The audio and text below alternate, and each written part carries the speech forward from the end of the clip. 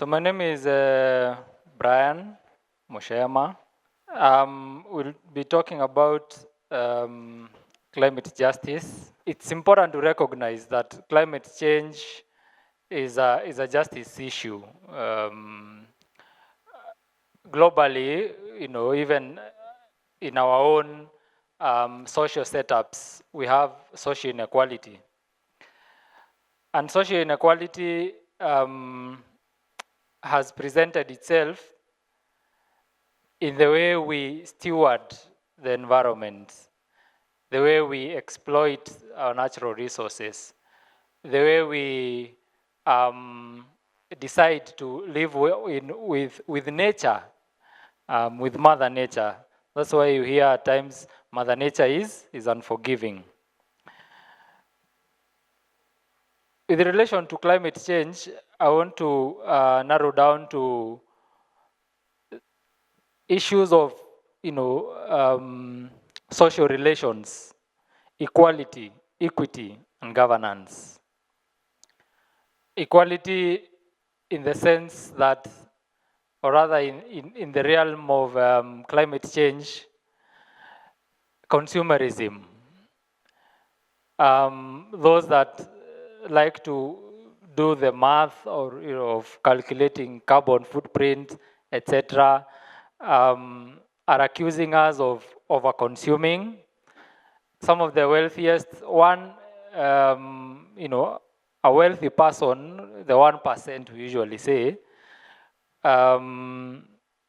they emit carbon that is commensurate to that would be emitted, or rather be done by 70,000 poor people. Those are just statistics that again boil down to what I was talking about. These are just numbers to scare us. As to what extent they are true, that remains to be substantiated. I'll go back to some theorizing of how we found ourselves in this climate justice debate. We remember we had systems of feudalism. And then we came to the Industrial Revolution, where the likes of Karl Marx came out boldly and said that the way society is being architectured, or rather designed, there will be a social, or rather there will be a class conflict. And then we come to the era of slave trade, colonialism, apartheid, and the civil rights movement, Kina Martin Luther King, and environmental justice, where less privileged areas in the United States were found to be the most vulnerable and sensitive to toxic dumping. So that has been the journey. And in all this, the whole of this journey, it has always been very unfair to the less privileged. All these boil down to what we simply call social inequality, and it leads to the poor general well-being of people.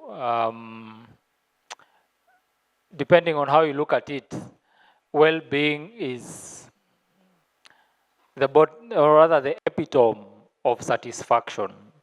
I know satisfaction is relative, but someone else reminded me of the hierarchy of needs by Maslow.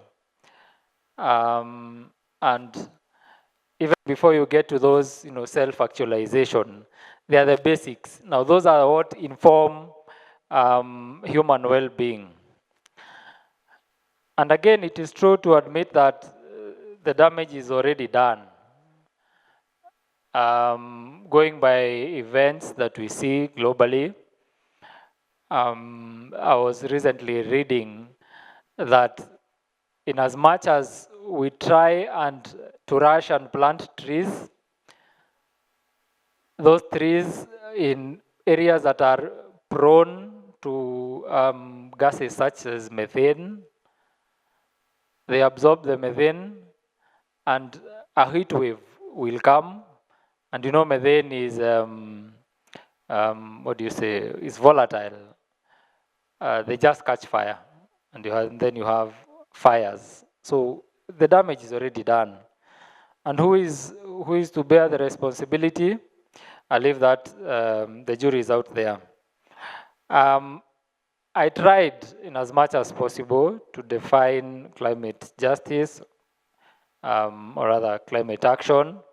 And I found that it's a moral and ethical obligation.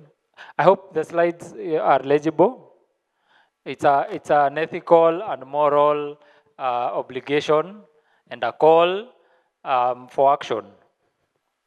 I don't know, a quick one. Who might want to distinguish between morality and ethics? Anyone?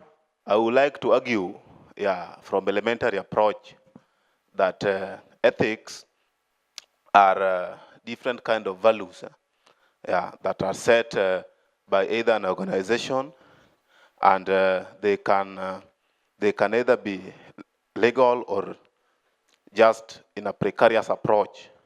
While on the other hand, very elementary and basic morals, these are values that are somehow cultured to an extent of cultural acceptance by a certain group of people, that they grow up with within and without their culture. Thank you so much. That is my humble definition. My name is Lennox Onyango. Intersectionality. These are complex relationships, or rather a relationship between trade-offs. A trade-off is where you decide to, there's a benefit and a loss, cost-benefit analysis. Which one do you take, or rather how you balance, is when the balance is what is a trade-off. And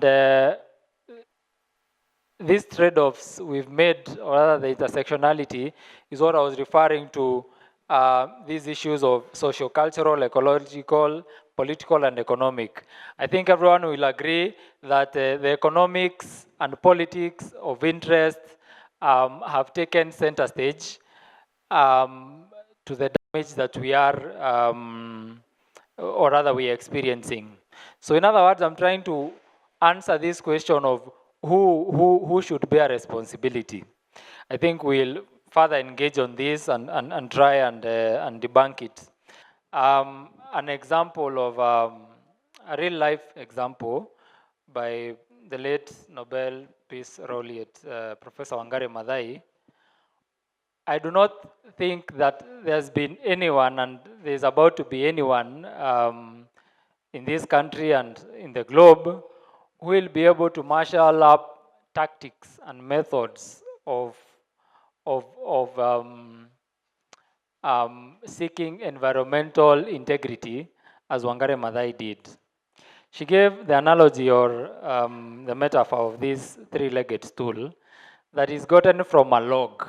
See, a log that doesn't have a definitive shape, and it is carved out. One of the biggest essences, or rather essence, of carving it out is to give it stability. And giving it stability, whoever invented this, it had to be 3 legs, all right? An odd number. According to Wangari Maathai, these 3 legs are indicative of democracy, the environment, and peace. But for us to have peace, we must synergize participatory or democratic avenues of governance that are best at stewarding the environment, and hence we'll have peace. And this has to be done with care, precision, and balance, just as the way you carve this tool. And she says that it's the hallmark, these 3 pillars are the hallmark of any stable nation. I think we might get a chance to discuss some of these issues. I think I'll take the Q&A session into these three questions that we might want to brainstorm about them, or please don't kick back these questions at me.